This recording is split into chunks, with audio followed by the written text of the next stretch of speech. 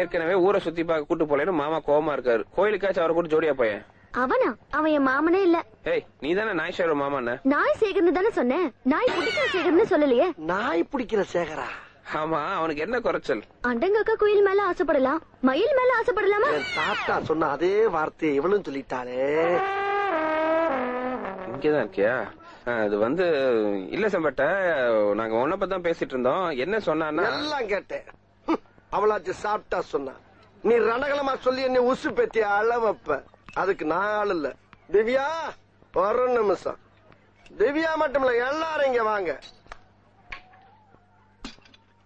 நான் அந்த இடத்தை விட்டு வேற ஏரியாவுக்கு ஷிஃப்ட் ஆக போறேன். சந்தோஷம். போறதுக்கு முன்னால ஒரு சுமால் கதை ஒண்ணு சொல்லுவாங்க. இலவகாத்த கிளி இலவகாத்த கிளின்னு ஒரு கிளியோட கதை தெரியுமா? தெரிஞ்சாலும் ரைமிங்கோட நல்ல டைமிங்கோட நான் ஒரு தடவை சொல்றேன் கேளுங்க. அந்த கிளி இலவம் பஞ்சுங்கிற ஒரு மரத்துல போய் தினம் உட்காருமா. அந்த மரத்துல காயெல்லாம் பச்சை பச்சையா காய்ச்சி தொங்குமா. இது என்னைக்குடா பழுக்கு அதை கொத்தி கொத்தி திங்கலாம்னு அந்த மரத்திலேயே காத்து காத்து கிடைச்சா அந்த கிளிப்பை உள்ள. திடீர்னு அந்த காயெல்லாம் ஒரு நாள் வெடிச்சு உள்ள இருந்து பஞ்சு பஞ்சா வெளியே வந்துச்சான். அன்னைக்குத்தான் தெரியுமா அந்த கிளிக்கு இந்த காய் என்னைக்குமே பழுக்காது, வெடிச்சு உள்ள இருந்து பஞ்சு தாண்டா வரும்னு. வெடிச்சது பஞ்சு மட்டும் இல்ல, அந்த கிளியோட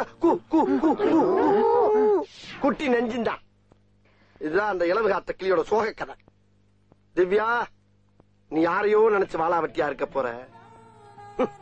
நான் உன்னையவே நினைச்சு வெட்டியா வாழாம இருக்க போறேன். வர்ற